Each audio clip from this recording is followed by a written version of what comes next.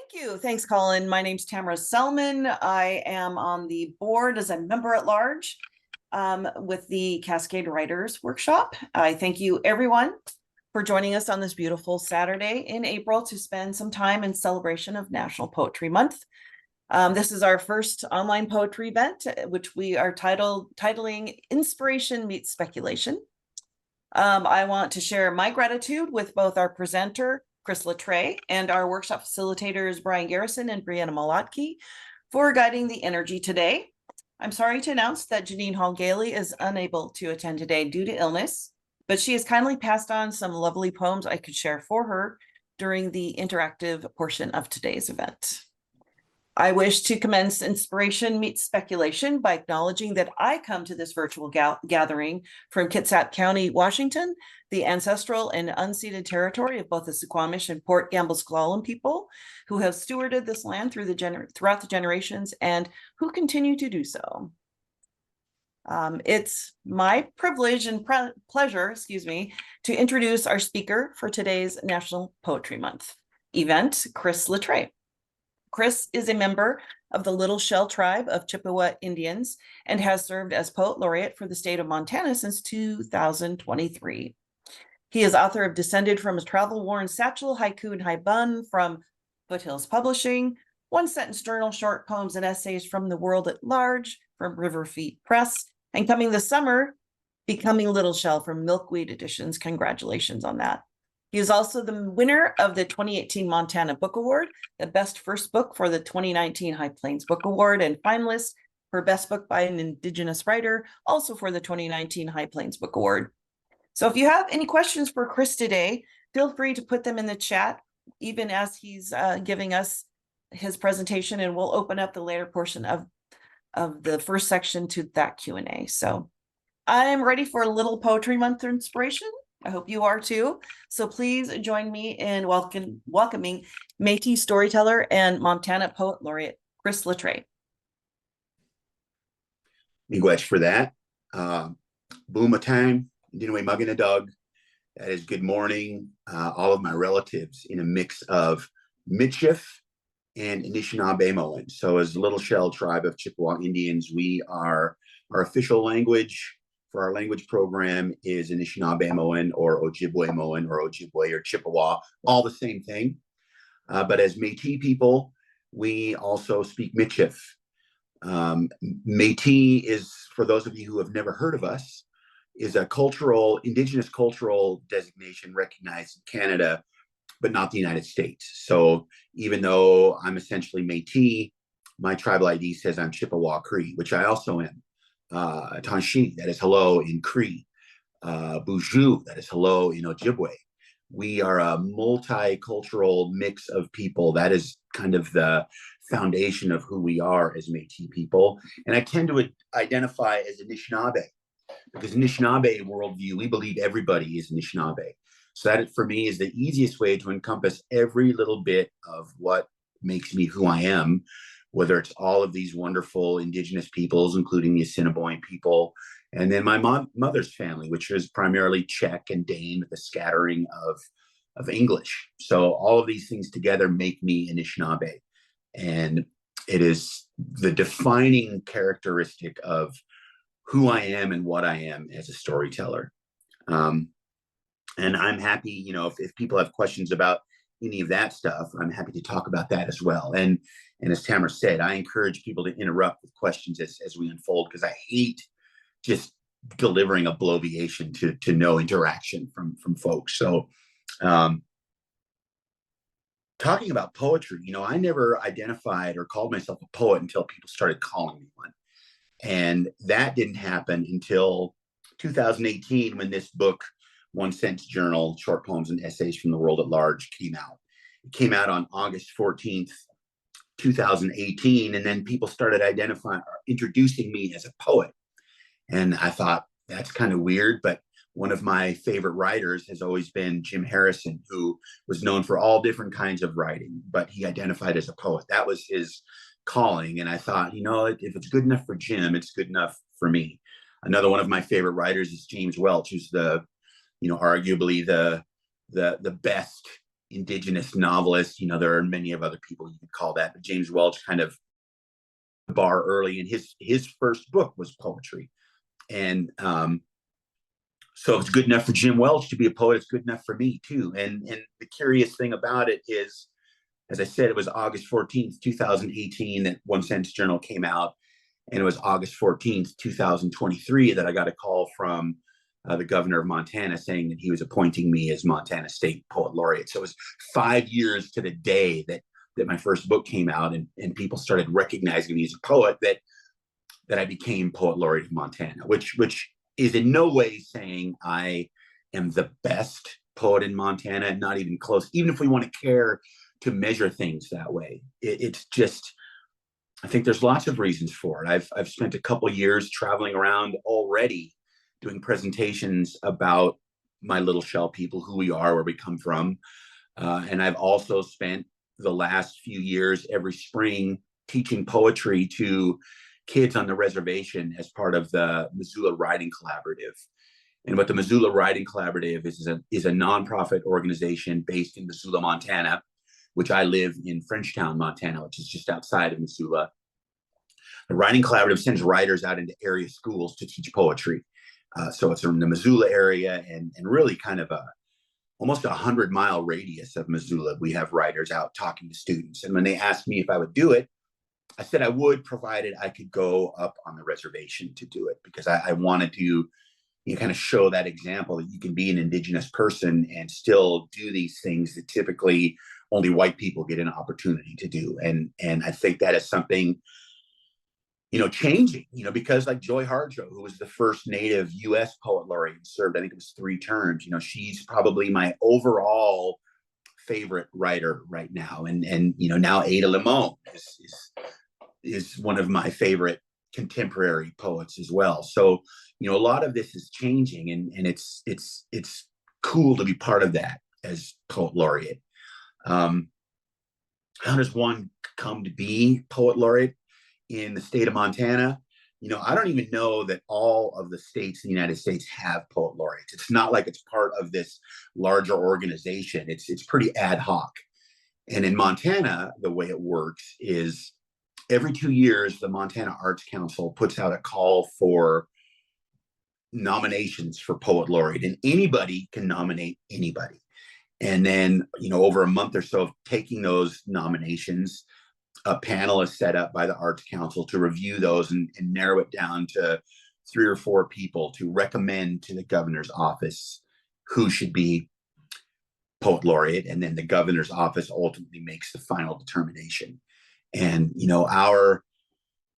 our governor isn't particularly well regarded in the arts community. And it was kind of one of those things where the tongue-in-cheek joke everybody was making after I was selected was, well, it's too bad you were picked by this particular governor. And it's kind of true. And it also shows his involvement, because if anybody in his staff just Googled his name and mine, I probably would have been out of the running immediately, just for my opinions as far as how he chooses to direct our state. But the way I look at it is there are folks in the arts community on the ground doing the work, supporting arts of all kinds, not just poetry and writing, but all kinds of art, no matter who's in charge. So for me, I feel it's a celebration of our entire community. And when I go out, and I put on a lot of miles already just in the half year I've been doing it, traveling around Montana, which is the 4th largest state in the union. And I people say I should have kept track of how many miles. I don't really want to know, but it's been a lot, and I love it. And I love going into these communities and being able to show and talk to folks about my idea as to what poetry is. And to me, I relate it similar to Anishinaabe worldview. And Anishinaabe worldview, we believe that if you live an Anishinaabe life, we have what's called the 7 grandfather teachings, which is kind of our blueprint of ideas that you should subscribe to in order to live your life, like courage and love and humility and respect, and all 7 of these things. If you live according to those, then every footstep becomes a prayer. And I love that idea of living the world with such gratitude, such recognition of relationship, that you're just walking through the world with prayer. So when I go on and I start talking about poetry, I use the same analogy, only to me, poetry is all about observation and being immersing yourself in the world and paying attention to what is going on around you. And for me, that tends to be in the natural world, on riverbanks and in forests and on mountains. But it can also be in a cafe, listening to the conversations around you. It can be when I leave here, I'm going to the Kio powwow, which is the annual powwow at the University of Montana, and there's going to be, you know, a few thousand people there, and to me, that is going to be a very powerfully poetic afternoon to spend amongst my relatives and enjoying that and absorbing all the sounds and the sights. That's poetry. The event itself is poetry, and if you choose to pay attention to that degree and let it kind of soak into you and inhabit your mind and your heart and your spirit, and you're living poetry, then every footstep then becomes a poem. So the two are closely related. And to me, that's important to look at it like that, because, you know, that's how we've lived in the world for thousands of years as indigenous people, as people, no matter where we come from. We were connected to the world. We're connected to it right now, whether we're consciously recognizing that or not.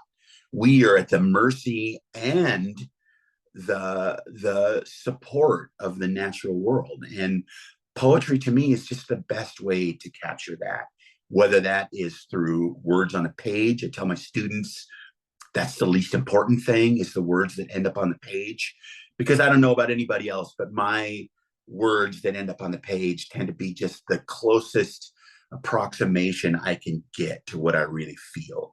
And the ones that are good are the ones that almost got there, but it's never the same. I've always wished I could just download everything that I'm experiencing into that work, and I always come up short. And maybe that's the beauty of it, is always coming up short because you're still striving, you know. And I think that's important too, just making that effort day after day to capture for others what yours, everyone's experience is. So One Sentence Journal started out just as a practice of, as I said, I wasn't a poet. I at the time I was doing freelance work, working a different job, and at the end of every day, I would often have this realization that I just gave an entire day of my life to an industry and an employer that I just don't care about.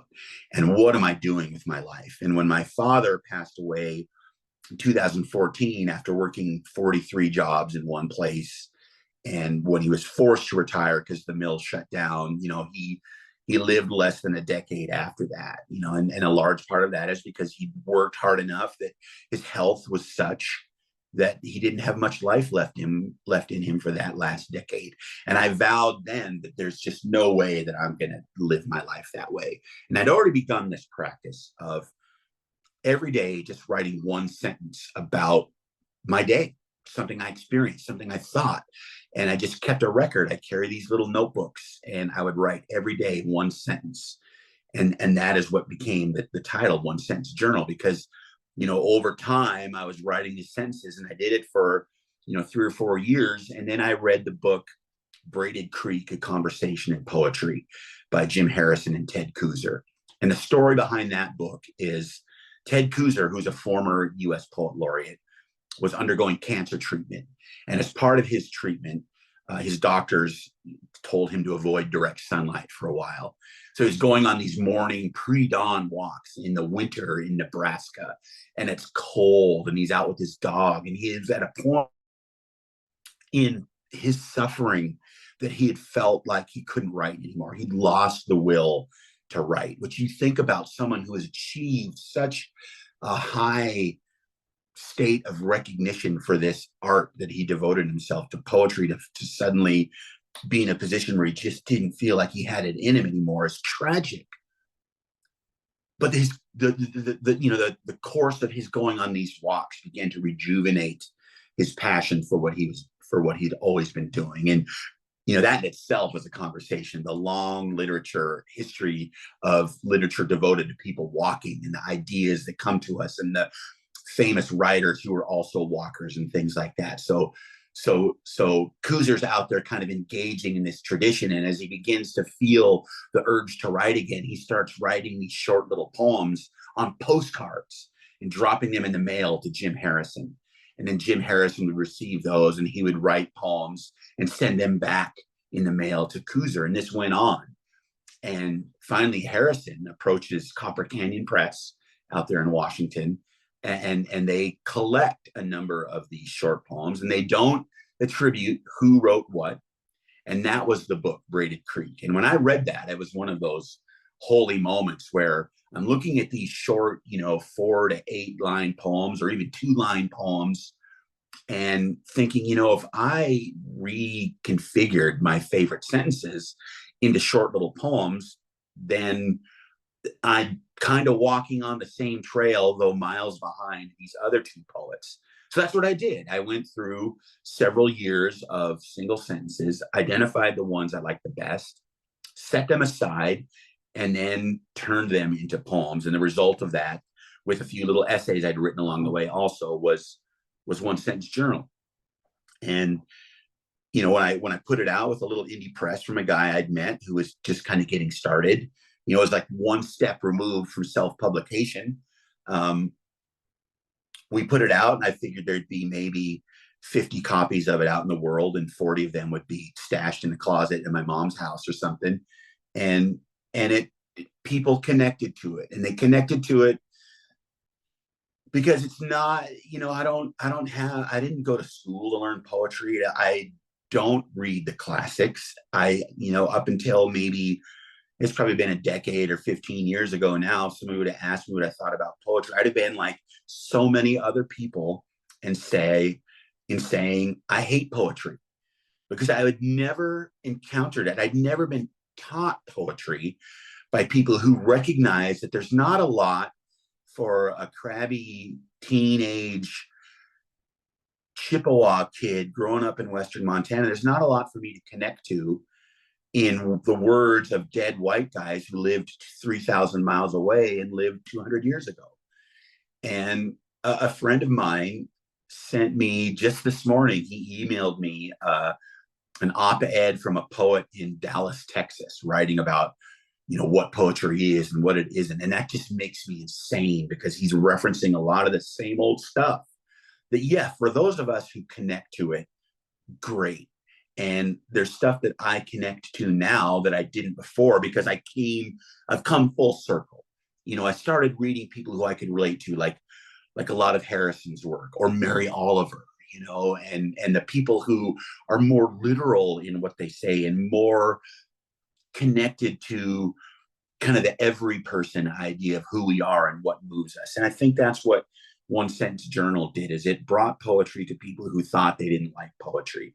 And now I'm an evangelist for that. I go out and I tell people, if you think you hate poetry, it's just because you haven't read the right poet yet, or the right poems, because there's stuff out there for everybody. And maybe your favorite songs are poems, and you can view them as poetry when you're so moved by the lyrics. Or when I get in front of especially like high school kids, and whether it's 20 or an auditorium full of 500, I'll ask them, who considers themselves a poet. And there might be 1 or 2 of the weird kids, like most of us probably watching this were in high school, that were into that kind of thing already, or for whatever reason. But then I say, well, how many of you text? And of course, most of the room raises their hands, and they say, well, why do we text? We text to share our experience of the world. We text to share our heartbreaks and our triumphs, and just random expressions of love for the people that we care about, and all of these things. And I say, because of that, because of the relationship of texting to the purpose of poetry, I tell them that I believe that because of what they're doing, that the world has more actively working poets in it now than it ever has in history. And you can almost see their faces and the gears turning, and they light up, and they think, I really am putting myself out into that stream of what we've been doing as humans since we expressed ourselves by painting the animals that we survived with on the caves, on walls and canyons, and dipping our hands in paint and putting them on the wall to say, I was here. That's no different than a selfie on your Facebook wall or whatever you call it anymore. I don't know. But it's part of that tradition. And I think encouraging people to see the similarities in what they do every day, as opposed to the things that they can't relate to. Like Walt Whitman. I love the idea of Walt Whitman. I love everything that Walt Whitman represents. I'm incapable of reading Walt Whitman, which as a poet laureate, probably there's going to be people with pitchforks and torches coming after me at some point. But I love that idea, but it's not what I connect to, but Jim Harrison writing about the smell of gasoline, I connect to that, or working class people coming home and smelling like where they worked. And, whether it's Dick Hugo writing about that, any of those people, Joy Harjo writing about just the tragedy of living as an Indigenous person with nowhere to live because it's all been taken from us. That my people, the Little Shell Chippewa, were known as the landless Indians for more than 150 years. And it wasn't until 2019 that we received federal recognition that we stopped being called landless. So it's part of who I am and who we are. And so that is why those are the things I connect to. And I think there are things out there for everyone to connect to. Does anybody have any questions here? Before I move on? I thought it would be fun because I'm still writing my sentences every day, and I have a document where I keep those. And it's been a while since I went back and turned them into poems. But I thought I would write just some of sentences from a year ago. It's like the sentence I wrote on April 20th of 2023. Grizzled white bearded man in a beat up old Ford Explorer, parked with enough stuff he could be living in it, sits in the parking lot at Bronx Grocery, chewing through a cold hot dog fresh from the package, and stares into the middle distance while I ponder that I might be looking at my future self. I was going to ask you, Chris, if you were still writing those sentences. So that's perfect. Yeah, it's my favorite thing to do is write my sentences every day.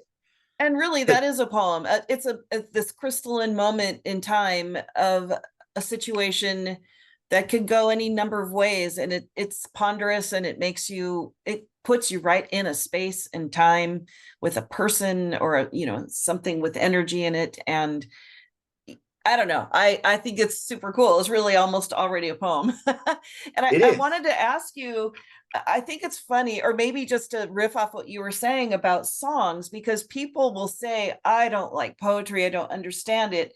And yet Taylor Swift just dropped another album and people are buying it like crazy. What is music but nothing but lyrics and poetry? So whenever I point out to people that they like music and that's poetry, you can almost see a cog, spinning in their head, And there are gatekeepers who will say it's not. And those people aren't doing any justice to poetry. If as poets we need to, I feel, and I don't want to sound like someone telling everybody what they should think, but I feel that the more we encourage the broader idea of what poetry is, the better it is for poets and poetry. Because one of the jokes about poetry is, oh, there's no money in it, or who cares about poets, and blah blah blah. And that's because I feel like poetry has been, I say this all the time, it's had a bag thrown over its head and it's been dragged off to the ivory tower to be gate kept by people who have different ideas of how the world should be. And I think it belongs to everybody. All of the arts belong to everybody. And as soon as someone starts saying, well, this is, and this isn't, and this is, and this isn't, that's when my hackles go up. And, you know, at least in Montana, I'm in a position where I can say what I believe.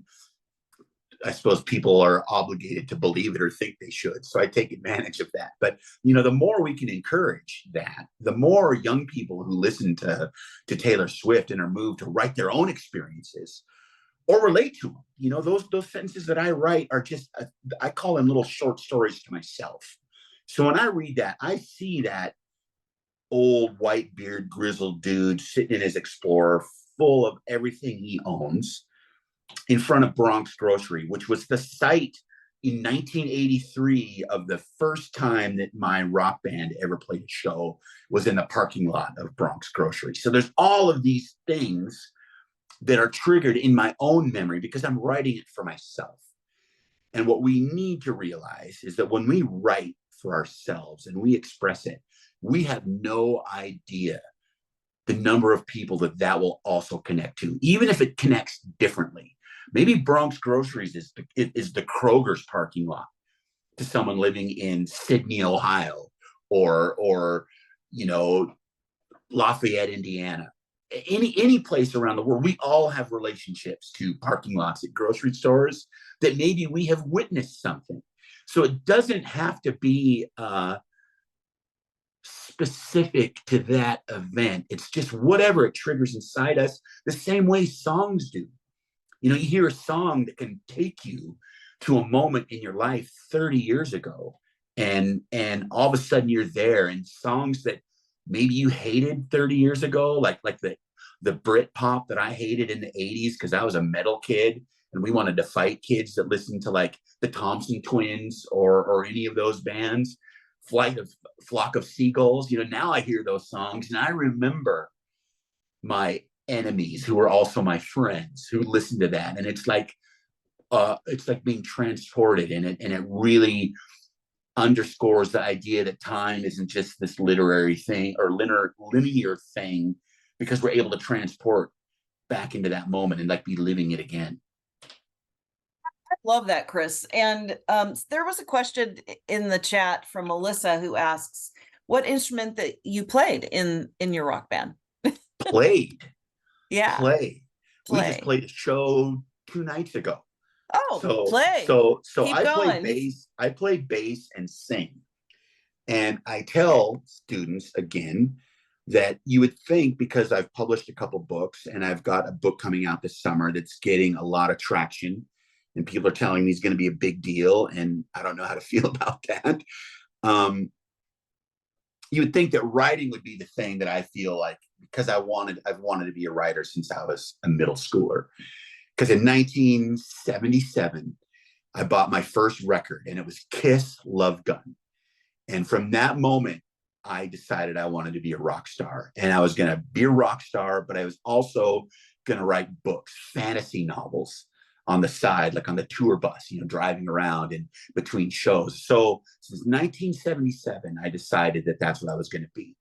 1983, the summer of 1983, we started our first rock band and started playing shows. And from 1983 till this moment, 41 years, there's probably been a year cumulative that I wasn't in a rock band.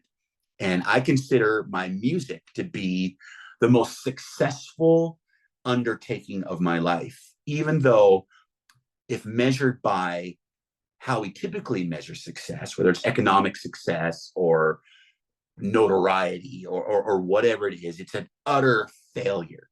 But the reason I consider it a success is because I love it so much. And I never let anybody tell me that it was immature or that I should stop because I'm of a certain age.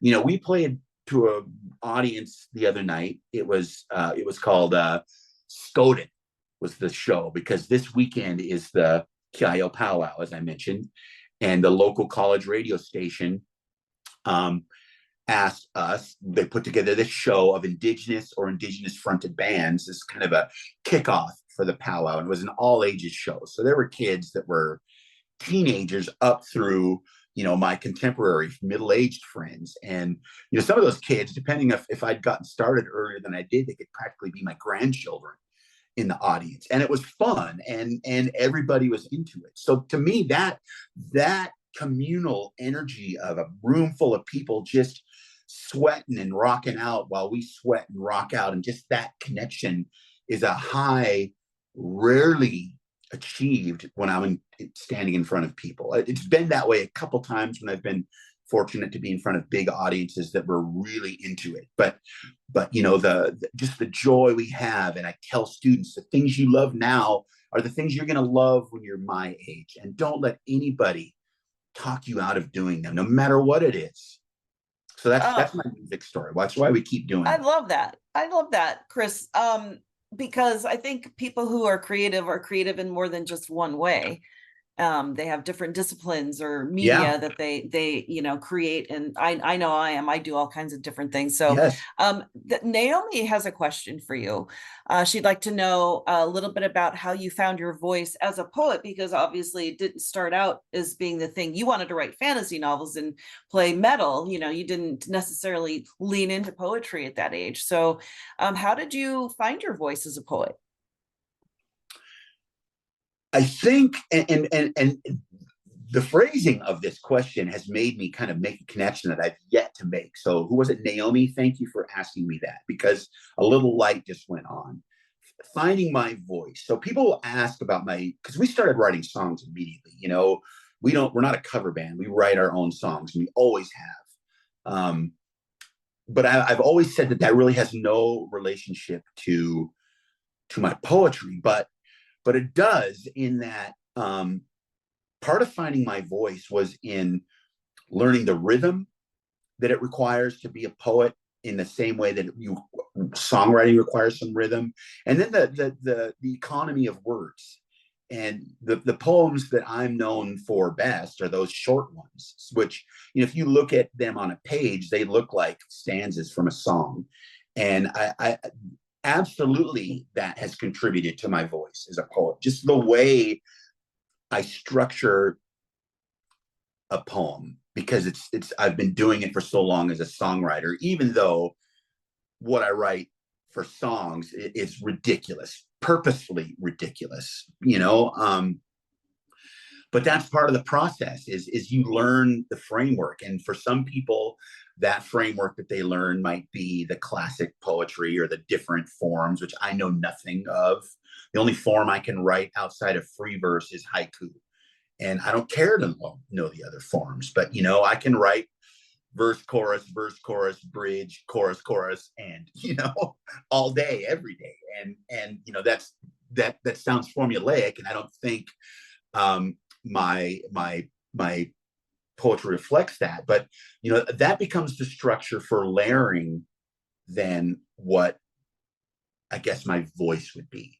And that is my experience of going out and writing those observations about the world, and then taking those observations and creating the line breaks and the stanzas, and adding and subtracting, so that then the voice becomes the things I talk about, which tends to be, nature or relationship, or even political commentary, and certainly there's a kind of in your face approach to what I write that is definitely tied to just kind of the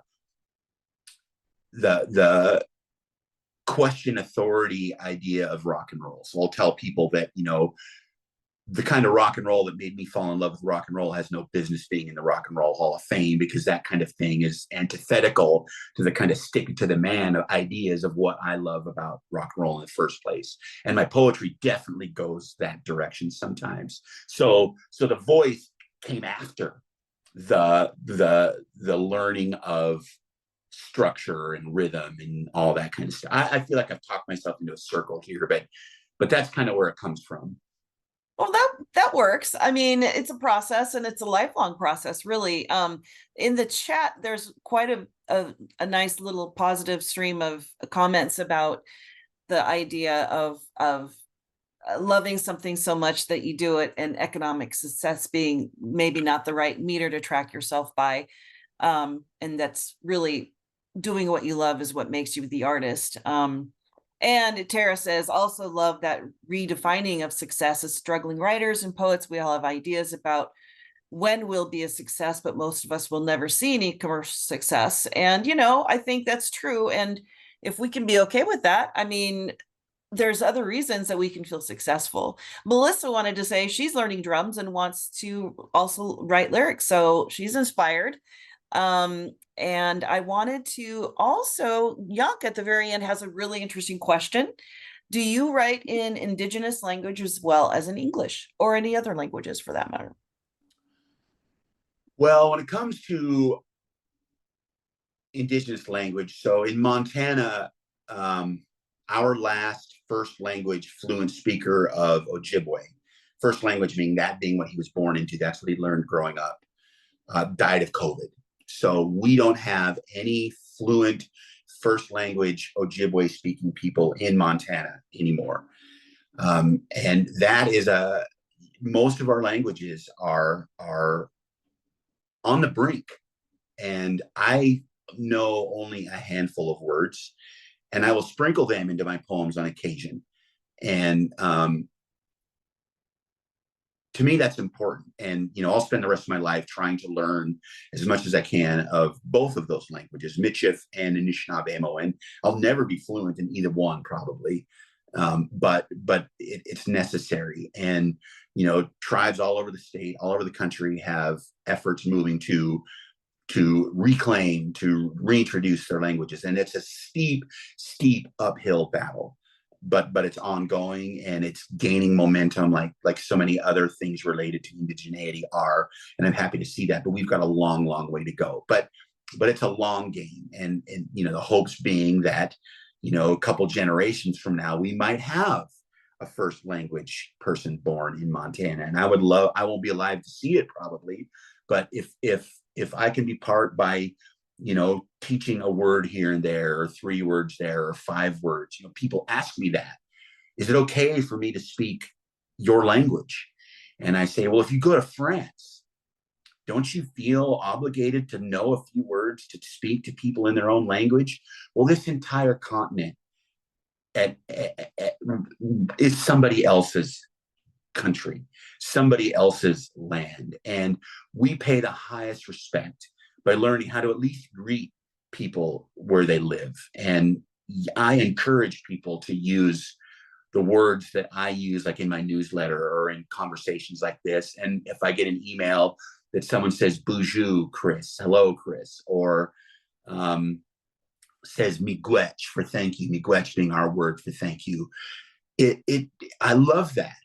I had the great honor and privilege of getting to spend a day with Robin Wall Kimmerer last fall. She's a milkweed writer. She wrote the book Braiding Sweetgrass, which is a global sensation. It's been translated all over the world. It's sold a couple million copies, and she is just wonderful. And I had to pick her up at her hotel and bring her over to the university. And I saw her approaching with kind of a questioning look on her face because she didn't know who I am. And as she's walking, I said, "Bonjour, Robin," and she just lit up. And I know it was hearing her Anishinaabe greeting in a place that she would not have expected to hear it. And I feel the same way when I hear people say that. So I don't know if that's even an answer to the question. I sprinkle it here and there, more often like in my newsletter than I do in my poetry, but poetry being an ever evolving art for me, that is still something I do just out of love for it. I'm sure it will happen more and more. Yeah, you can only do so much. I don't write from that community, but I write from the community of people with disability and chronic illness. And there's a language to that too. And I try to sprinkle my own writing with that because it's a way to represent. You can't write the whole thing in that, or people would not be able to understand it. But by dropping little bits and pieces in there, you can sort of raise the awareness and the height of the energy that goes with that among people, and people are better for it. I mean, I just heard no from one someone else today. can. No one else can tell the story of what you're living but you. And that's what I tell students Absolutely. too. Like, if you want the world to know what it's like to be a middle schooler in Ronan, Montana, on the Flathead Reservation, places like the New York Times want to fly people in when something happens there, and they parachute in and they tell a story of what they think their idea of what it's like to live there is, and they're wrong They're every wrong. single time. The only Yeah. one who can tell the story is the person living it, which is why I encourage people, Yes. do it. Just do it. Don't care if it's good or not, what Oh, your idea of good or not is. The people need to know. And as marginalized communities, for whatever reason we're marginalized, the more of mhm. us who can speak out and share our experiences of what it's like to live like that, that's how poetry and writing changes the world, is by the people who Yeah. experience it share it. Yes. I wonder if you think you brought up that one of the native speakers had passed from COVID, and then that took me into the pandemic. And now we're in this sort of this pandemic still happening. It Yeah, depends on who you ask, right? right. But I'm curious what you think about communities getting their voices in the shadow of the pandemic. And maybe I personally feel like there are more people using more in different ways to speak their truths than ever before, whether it's poetry or music or it's activism or whatever. Some kind of creative energy is building up. And I just want to know if that's something you feel too. And you had mentioned that you think there are more poets than ever before. And is that maybe part of it? Is it something cracked open during the pandemic and we all started looking at what normal was, and maybe is there a new normal that maybe we should, maybe try to aim for now? What do you think? Yeah, I can only speak to the indigenous community, because that's the one I'm most aware of, and I don't want to try and speak even for the community as a whole, but just my impression of it. And I would certainly not want to speak for like your community. And I think there is a new normal that is just waiting for us to strive for. And some of us are, and some of us who thought we were are maybe being distracted back to the way things used to be. And we're in this struggle right now between these two ways of living. And right now is a better time to be indigenous than maybe ever has been for the last 500 years, because of people like Robin Wall Kimmerer and Tommy Orange and Joy Harjo and Jim Welch and Louise Erdrich were the ones who kind of got things going, and Leslie Marmon Soko and all of these great indigenous creative writers and poets and other art forms, and Lily Gladstone, my friend Lily Gladstone, and what her success has done for indigenous awareness. Yes, but in coming back again to Anishinaabe cultural view, we have what's called the Seven Fires prophecy. So the Anishinaabe people, thousands of years ago, began on the East Coast, and we received the teachings of the Seven Fires that were this prophecy that predicted all these events that would force our migration west. And most of them have happened: the coming of someone from across the ocean, and the coming of the black robes, and illness, and all of these things that we did experience. And the idea was that we would travel west until we found the place where food grows on water, which is wild rice. So there's a peninsula in so-called Wisconsin where we ended up, and that's where the Anishinaabe people stopped, and we spread out, and we developed identities, still linked as in culture and language, but then tribes like the Potawatomi and the Ojibwe and the Odawa and the Mississauga, we created differences based on where we lived. But many people think we are in the seventh fire right now, where we have reached this point where we're kind of on the brink of destruction. And the question that you ask, like, are we going to go to this new idea of what is normal and how we should be living our lives? Or are we going to continue down this path that has been so destructive? And that's what the seventh fire is we are at this crossroads, and what route are we going to follow? And in order to take that good path, we have to go back and look at the things that we left along the trail on our way to getting to where we have arrived. So these might be worldviews and traditions and ways of being in the earth and in relationship. And this is all stuff that Robin Kimmerer talks about too. We are there in that moment. And as Anishinaabe people, we see it as part of our prophecy.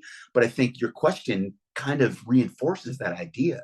Where are we going to go? Are we going to keep doing the things over and over again that create all of this sorrow and horror and diseases and fires? Or now you've got land managers saying, well, maybe these indigenous folks who lived here for thousands of years and dealt with fire know a thing or two about how to live on the land, and it's all coming together in ways, I think. Oh, I'm super inspired by that response, because I feel like there's a collective like shift in the way we think about the world, the natural world, but also the human world and creative space and centers of power. And I think art is a way forward into making that shift. I love the idea of seventh fire. I'm going to have to go look that up myself, because that's really inspiring to me. Yeah. So we're getting kind of close to the end of the hour. Oh, I wanted to see if I know it goes so fast, right? It does. I wanted to see if anyone else had any other comments or questions for Chris while he is still here with us today.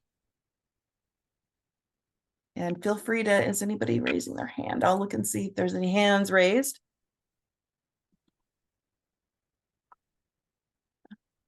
Okay. Well, I think what's curious about that is, I'm talking about one spiritual tradition, but many spiritual traditions have the same ideas. We have all of these similarities in how we live our lives. And, we tend to focus on the ways that we're not alike, when we are so much more alike, not just between us as humans, but with our non-human, more than human relatives. When we start focusing on the similarities, that is when we actually begin to heal. It's the constant focus on these tiny little differences. I mean, there are some people who are just assholes. Nothing we're going to do is going to make them want to get along with anybody. But most of us are not assholes. Yes. I still feel the same way. I still feel like, there's just that one bad apple kind of, situation. We have to just not give them so much power, right? That we actually have the power to redirect and do better. And one way through that is through this, you talked about walking, and walking meditations as being a way to feed into poetry or creativity, whether it's poetry or music or gardening or whatever. I mean, so I kind of like to bring it back to that, because you've had this interesting creative trajectory, but at the end of the day, it's about you being in your space and walking and listening to your own, if you want to call it muse. I don't, but people like to use that term, and channeling that in the way that only you can. And that to me is just the beauty of human creativity, is being able to reshape an idea. And so I think you're super inspiring to me right now. Thank you. And then Eric says, giving one asshole power, there's no way anyone in America would do that. Are you being sarcastic, Eric? I love it. Well, I just want to say thank you so much for taking time out from your weekend, this beautiful day, to share these beautiful words and ideas with us.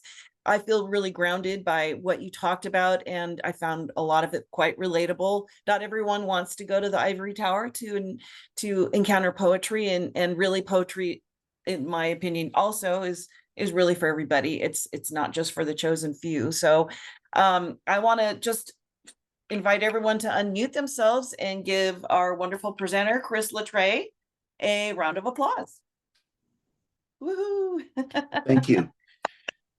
It's fortuitous to meet Clay last fall in Kalispell, Montana, of all places, and kind of connect to you folks. Well, we're happy to have you here, and I'm going to be going to Port Townsend Writers Conference this summer, so I will see you again there. So, well, I'm actually not going to be there, because I wasn't able to make it work with my schedule. So, that's too bad. Well, that's their loss. Maybe next year. Yeah, that would be great. Well, anybody who's having you, any place that you have on your pathway, your trajectory as a poet laureate, is going to be a lucky place to have you drop in. I'm going to be at Elliott Bay Books with Becoming Little Shell on September 5th. Oh, great. Great. Well, we will look for you, and congratulations again on that publication. And it's with a wonderful press too. So yeah, thank you. That's something to really look forward to. And I'm really excited for you. So thank you so much, Chris, for joining us. And you have a fantastic rest of your Earth Day weekend. All right, thank you. Miigwech. Yay. Okay.